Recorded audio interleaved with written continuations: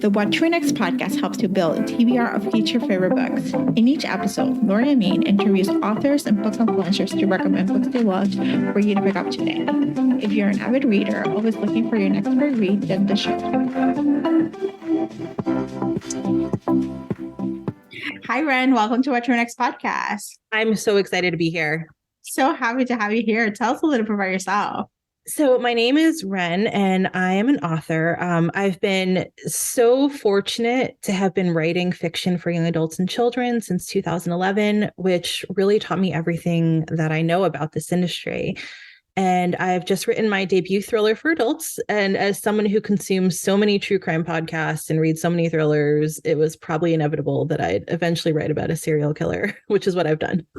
So talk to us about this writing journey for you. When did where did you get started? And then how do you transition to this, taking this passion of true crime into writing your own serial killer romance? Romance, yeah. Romance.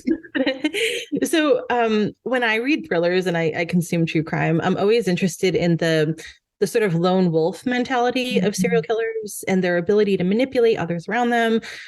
And I guess that's why you hear so many people say after somebody's committed a heinous crime, they seem so nice, or there were no red flags. And it's really hard for us kind of average people observing this to understand the mentality of a serial killer, right?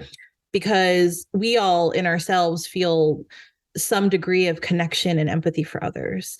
And so from there, the idea began to manifest for a character who was maybe not a lone wolf and who was perhaps part of a family. Mm-hmm. And I wanted to know if a family of serial killers, so siblings in this case, could truly have love and loyalty for each other, or if they'd turn on each other in the end. And I guess that's where this idea really began, the early spark of it. I love this. And so talk to us about true crime. When did you get started to fall in love with the genre? Was it serial or was it something else? I think yeah. I want to say it probably began when I was little. It was back in the day, it was Unsolved Mysteries. Ooh, right? Yeah. And I would always be scared because it was growing up in the 90s. There seemed to just on the news be an epidemic of little girls getting snatched off their bicycles. And so me being terrified pretty much every time I left the house and wanting to think about, okay, how can I be safe? I don't trust anybody, right? And eventually in college, my roommate and we had Investigative Discovery. I think that was the only channel we got in our little dorm. And so we both just would watch so much true crime. And now we live in the glorious age of podcasts. There's a podcast for absolutely everything. Yeah. And it seemed to be that I wanted to know the stories of the people that were involved in these crimes. And you hear about a victim of a crime and all you get is maybe their name and what happened to them. And they were so much more than that while they were here. And these podcasts in particular really go into the full story of, who all of these people were and all the facets and the theories and the components. And it just really brought me into that world of learning about people I would never meet otherwise and kind of getting into the mindset of people I can't empathize with. And all of that just, I find it really fascinating in a strange way. It's kind of, we share a planet with so many people, right? And some of them are truly scary. And in some weird way, it's almost like knowing what happened and kind of understanding the mentality helps us to feel a little bit more aware of the world around us. Yeah. And so talk to us about what are some of your favorite podcasts? Because as a podcast listener, we're always looking for something else. And, are there niche podcasts based on geographic or murders or specific areas you look for? There's so many. One of my favorites is Stephanie Harlow. I know she does a couple. One is under her name, Stephanie Harlow, and another is Crime Weekly. I know there's Bailey Sarian, Wondery, the Wondery podcasts. They just produce so much. I don't always necessarily know the specific name of each podcast, but I know if I go to Wondery, I'll end up somewhere feeling interesting. Yeah. I love this. All right. So what can we expect next from you? Like, are we expecting more romantic thrillers or more thrillers or, you know? I don't know. I hope so. I've written a lot of young adult in my life and a lot of books for children, which I would eventually like to get back to someday. Yeah. But right now, I'm having written this particular thriller took so long. It was, I want to say, about a 5-year process of knowing I wanted to write a thriller.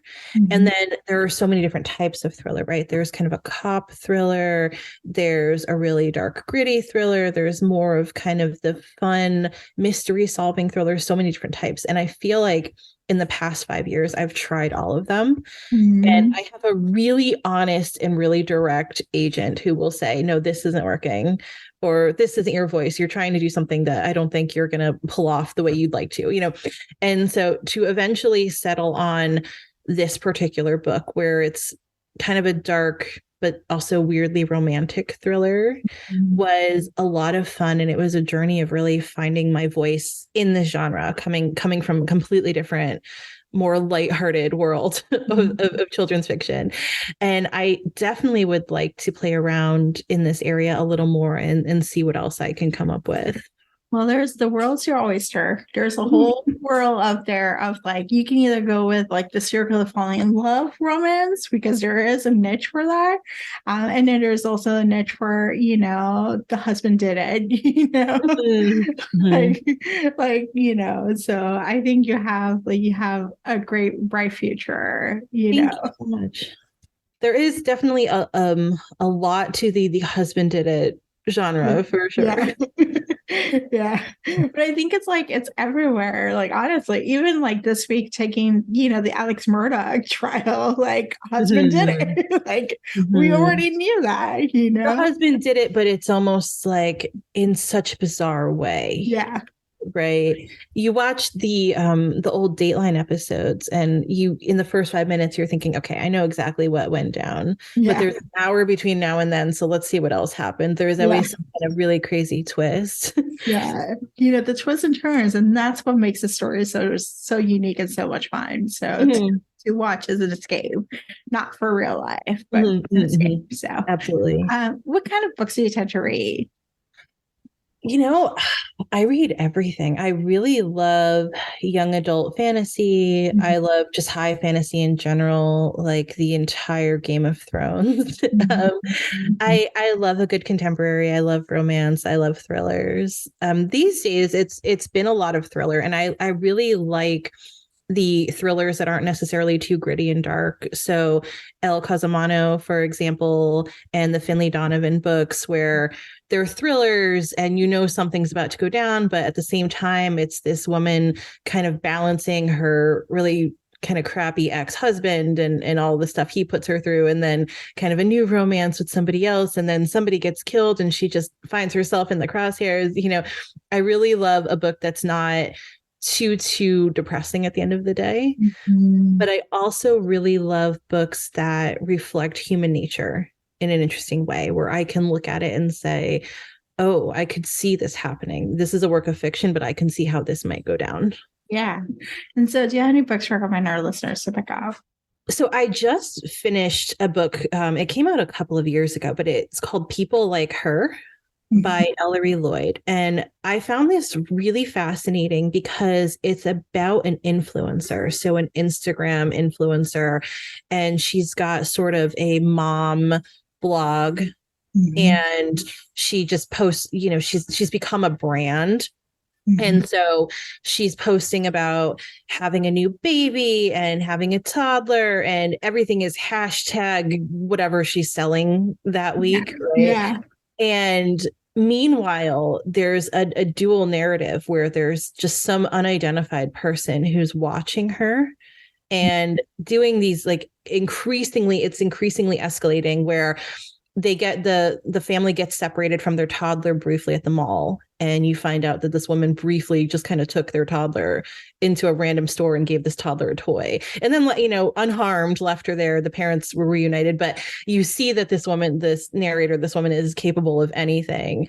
And it really makes you think about the world we live in today, Mhm. where everyone, we all, if we're not influencers, we're followers. We all Yeah. have somebody we follow. And to what extent is what we're seeing almost like the new Hollywood, right?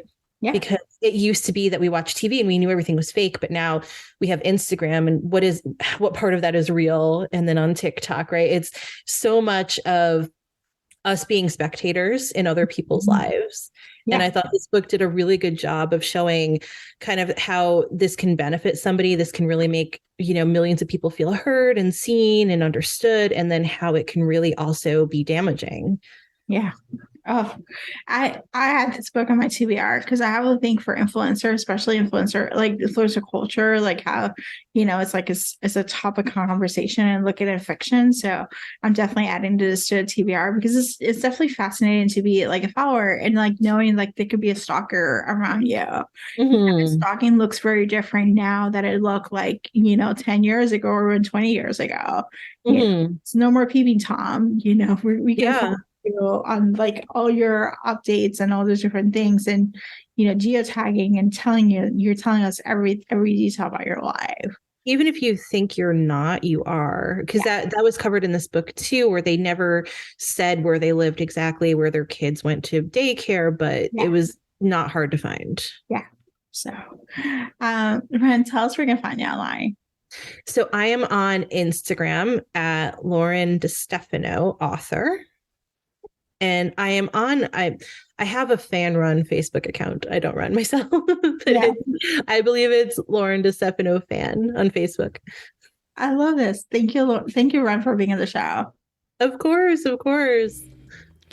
If you enjoyed this podcast, feel free to share with friends, subscribe, rate, and review the show. This is the easiest way to support the podcast.